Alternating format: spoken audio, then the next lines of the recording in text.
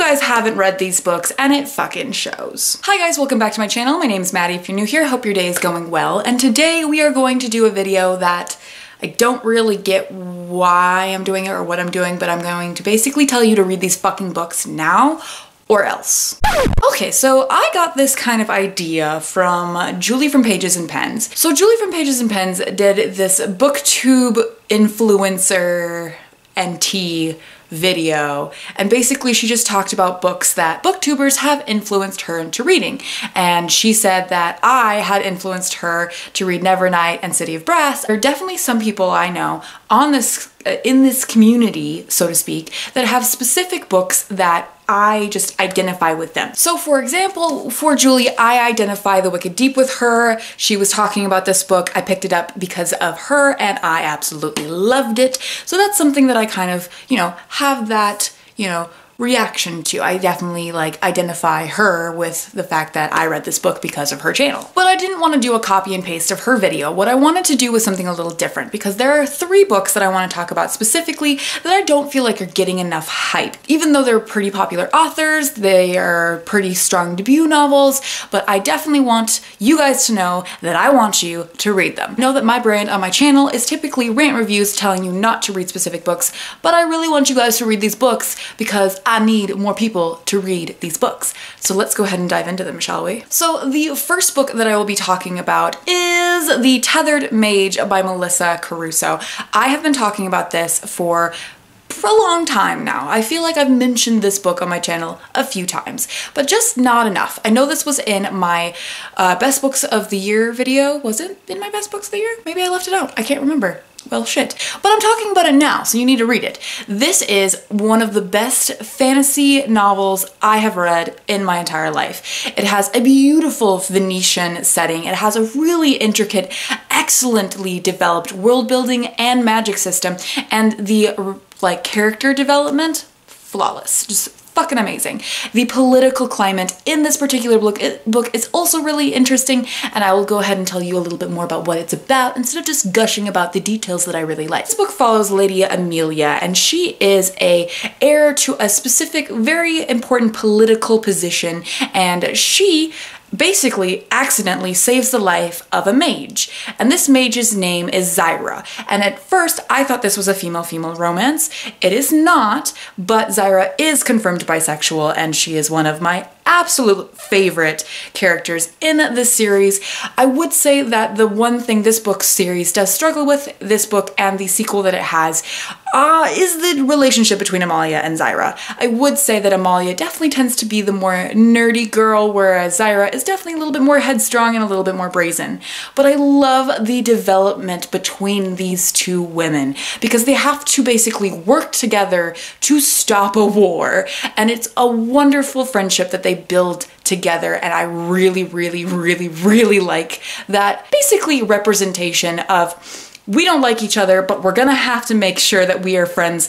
And you just don't see that between women in fantasy novels, and I really, really like that. On top of everything I already like about this, there is a slow burn romance. And I don't know if you guys know this about me, but I don't love slow burn romances. But for this, the slow burn in this series is just so good. It's so amazing. The love interest is fabulous. I love him, and you guys have to read this series, and I want you guys to read it because I told you to, and I want you to tell other people to read it because I'm telling you to do that. Now, I don't think I would be able to stay on brand if there wasn't a J. Kristoff book in this video, and that's Lifelike. And I just feel like there's some people out there that haven't read this book and it fucking shows. It's so good and people haven't read it. I feel like people haven't read it. People aren't talking about it. People aren't thinking about it every day like I do. I think about this book probably almost as much as I think about Nevernight. Do you guys know how much I think about Nevernight? I think about Nevernight a lot. I'm getting fucking weird. I should probably tone it down a notch, right? So this book is basically like if you took Mad Max, Blade Runner, X-Men, and Romeo and Juliet and just mashed it all together. Does that sound like a lot of stuff? It does. And I thought that too. But honestly, top-notch quality writing. Love it. The world is so fucking cool. It's a basically post-apocalyptic world with robots. There's some ninjas. There's some crazy just deep sea animal things. It's just really, really cool world building wise. We already expected that from J. Kristoff, but let's get into the meat of the story. We follow Eve, our main character, and she discovers an android boy, and she doesn't really know what this boy's purpose is or kind of how he may potentially be connected to her past. This is one of those books that I don't want to give too much away just because it's just so fucking good, and I just want you guys to read it because there's not enough fan art up from this series and I need some fucking fan art. So I need people to get on this book series like yesterday, okay? Because the sequel's coming out in like May, so hurry the fuck up and read it, yeah? And the next book that we were going to be talking about was actually, I don't know if it was a specific recommendation, but I definitely found it through her.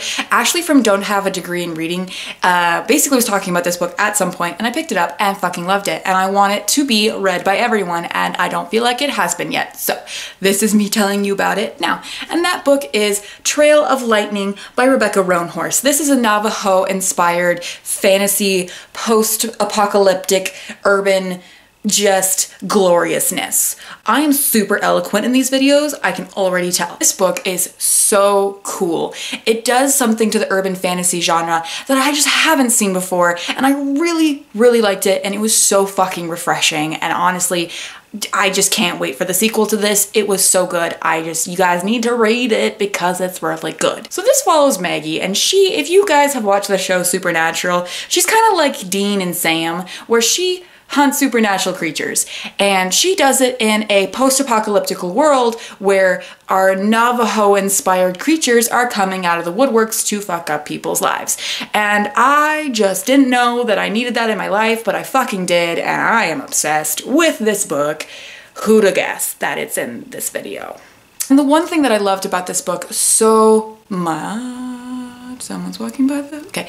The one thing that I loved about this book so much was the love triangle. So there's technically a love triangle between Maggie and two people in her life. One of them had a past relationship with her that causes her a lot of PTSD and stress.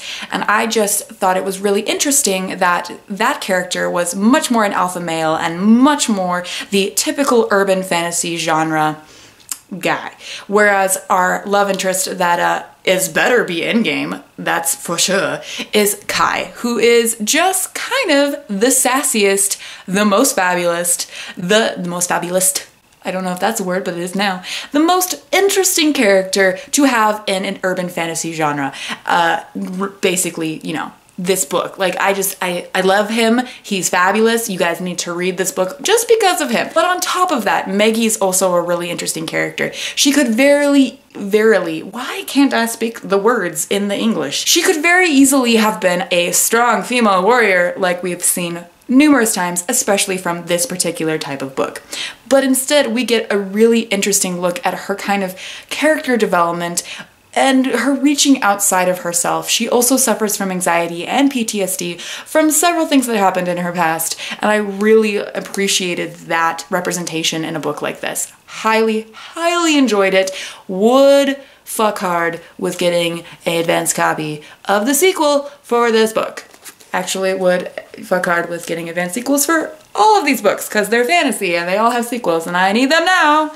And the bra strap is popping out to say hello. So yeah, I should probably end the video now. But yeah, so these are now my brand, and I want you guys to think of me when you see these books, and I want you to read them because I said so.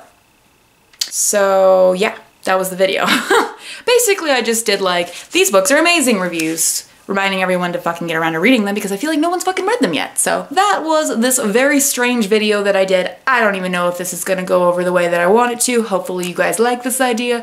But if you do like this, please give the like button some love and drop some books down below that you have read because of me or because of somebody else, or just books that you want me to read because of you. I don't fucking care. Do what you will.